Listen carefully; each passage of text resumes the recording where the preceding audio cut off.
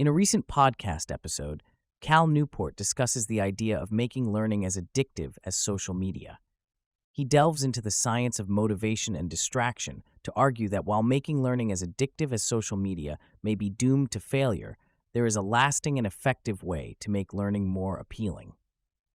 Newport begins by discussing a TED Talk by Louis Van An, the co-founder of Duolingo, who argues that the language learning app uses techniques like streaks, notifications, and a fun mascot to make learning more engaging and addictive. However, Newport believes that trying to win the dopamine game against other attention-engineered applications is not feasible, as learning inherently requires strain and effort, unlike the pure reward of social media apps. Instead, Newport suggests leveraging the episodic future thinking (EF) system, a different motivational system that allows humans to project themselves into the future and imagine positive outcomes based on deeply held values and goals. This system, which involves heightened brain activity and increased connectivity between distinct brain regions, can beat the dopamine system and lead to more meaningful and long-lasting motivation. To harness the power of EFT, Newport recommends exposing oneself to examples of people who have successfully pursued a love of learning and clarifying one's own values and vision for the future. By doing so, individuals can override the immediate rewards of social media and prioritize activities that align with their long-term goals and values. Newport emphasizes the significance of treating learning and reflection as integral parts of the work process. He advises integrating reflection into the workday by setting aside time after meetings and deep work sessions to process and close the loops on tasks. This approach allows individuals to stay on top of their work and prevent the need for late-night work sessions or the feeling of being overwhelmed by unfinished tasks.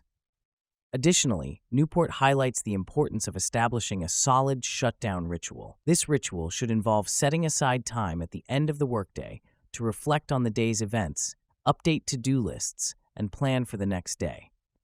By creating a structured routine for wrapping up the workday, individuals can avoid the temptation to continue working after hours and ensure that they have time for personal reflection and relaxation.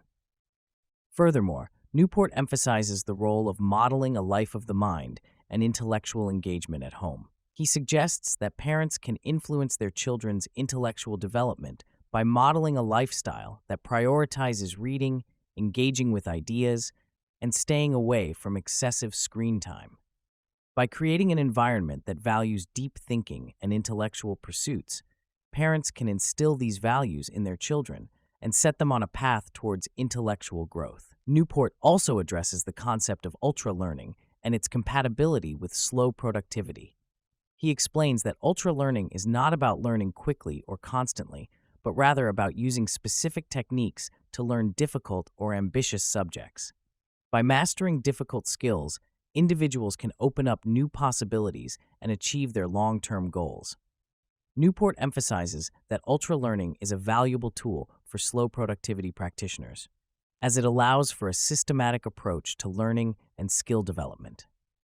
The podcast also delves into the importance of quantifying goals and estimating time for tasks.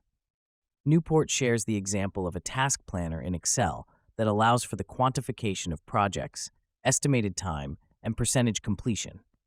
This approach provides valuable feedback on the time required for tasks and helps individuals gain a realistic understanding of their workload. By being systematic and realistic about time management, individuals can reduce stress and gain more control over their schedules.